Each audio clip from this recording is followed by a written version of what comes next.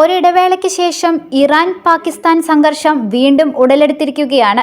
വ്യാഴാഴ്ച പുലർച്ചെ നടന്ന തുടർച്ചയായ ആക്രമണങ്ങളിൽ ഇറാനിലെ സായുധ സംഘങ്ങളുടെ ഒളിത്താവളങ്ങൾ തകർത്തതായി വ്യക്തമാക്കി പാകിസ്ഥാൻ രംഗത്തു വന്നു. ബലൂചിസ്ഥാനിൽ ഇറാൻ വ്യോമാക്രമണം നടത്തി 24 മണിക്കൂറിനുള്ളിലാണ് പാകിസ്ഥാന്റെ പ്രത്യാക്രമണം. ചൈനയാണ് ഇതിന് പിന്നിലെന്നാണ് ഇറാൻ പറയുന്നത്.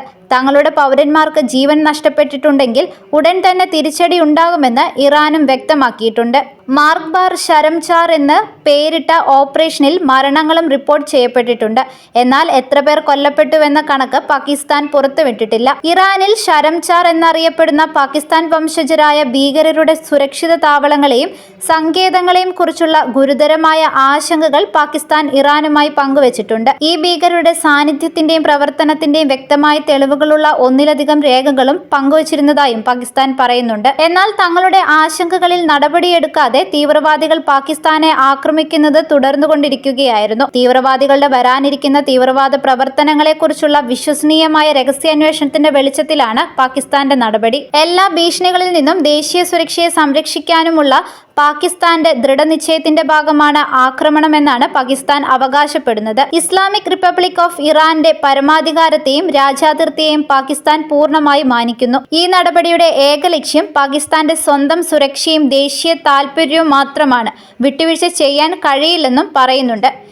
ഇറാൻ ആക്രമണത്തിന് മണിക്കൂറുകൾക്ക് മുൻപ് ചൊവ്വാഴ്ച ദാവോസിൽ വേൾഡ് ഇക്കണോമിക് ഫോറത്തിന്റെ ഭാഗമായി സ്വിറ്റ്സർലൻഡിൽ വെച്ച് പാകിസ്ഥാൻ ഇടക്കാല പ്രധാനമന്ത്രി അൻവർ ഉൽ ഹഖ് കാക്കർ ഇറാൻ വിദേശകാര്യമന്ത്രി ഹുസൈൻ അമിറാബ്ദുള്ളാഹിയാനുമായി കൂടിക്കാഴ്ച നടത്തിയിരുന്നു.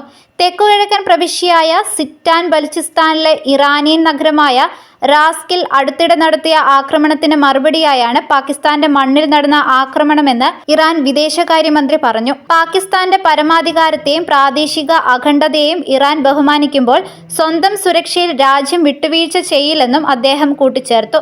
പാകിസ്ഥാനിലെ ബലൂചിസ്ഥാൻ പ്രവിശ്യയുടെ ചില ഭാഗങ്ങളിൽ തീവ്രവാദ സംഘം അഭയം പ്രാപിച്ചിട്ടുണ്ട്. ഈ വിഷയത്തിൽ ഞങ്ങൾ പലതവണ പാകിസ്ഥാൻ ഉദ്യോഗസ്ഥരുമായി സംസാരിച്ചിട്ടുണ്ട്. എന്നിട്ടും തീവ്രവാദത്തിനെതിരായ നടപടി പാകിസ്ഥാൻ സ്വീകരിക്കാത്തതിനാലാണ് പാകിസ്ഥാനെ ആക്രമിച്ചതെന്നാണ് ഇറാൻ പറയുന്നത്. പഞ്ച്കുർ നഗരത്തിന് സമീപം സായുധ സംഘമായ ജെയ്ഷ് അൽ അദലിനെതിരെ ഇറാൻ ട്രോളുകളും മിസൈലുകളും ഉപയോഗിച്ച് വ്യോമാക്രമണം നടത്തിയതിന് തൊട്ടു പിന്നാലെയാണ് പാകിസ്ഥാന്റെ ആക്രമണം. ജെയ്ഷ അൽ അദൽ നേരത്തെയും ഒന്നിലധികം ആക്രമണങ്ങൾ നടത്തിയതായി ടെഹ്റാൻ ആരോപിച്ചിരുന്നു. 2 കുട്ടികൾ കൊല്ലപ്പെടുകയും 3 പേർക്ക് പരിക്കേൽക്കുകയും ചെയ്ത ഇറാൻ ആക്രമണത്തെ പാകിസ്ഥാൻ അപലപിച്ചിരുന്നു. ഇതിനെ അസ്വീകാര്യമായതെന്നാണ് പാകിസ്ഥാൻ വിശേഷിപ്പിച്ചത്. നിയമവിരുദ്ധമായ പ്രവൃത്തിയോട് പ്രതികരിക്കാനുള്ള അവകാശം രാജ്യത്തിനുണ്ടെന്നും പറഞ്ഞു. ഇറാൻ ആക്രമണത്തിൽ അതൃപ്തി പ്രകടിപ്പിക്കാൻ പാകിസ്ഥാൻ നേരത്തെ ടെഹ്റാനിൽ നിന്നുള്ള തങ്ങളുടെ അംബാസഡറെ തിരിച്ചു വിളിച്ചിരുന്നു. പാകിസ്ഥാൻ ഇറാന്റെ അംബാസഡറോട് രാജ്യം വിടാൻ ആവശ്യപ്പെടുകയും ചെയ്തിട്ടുണ്ട്.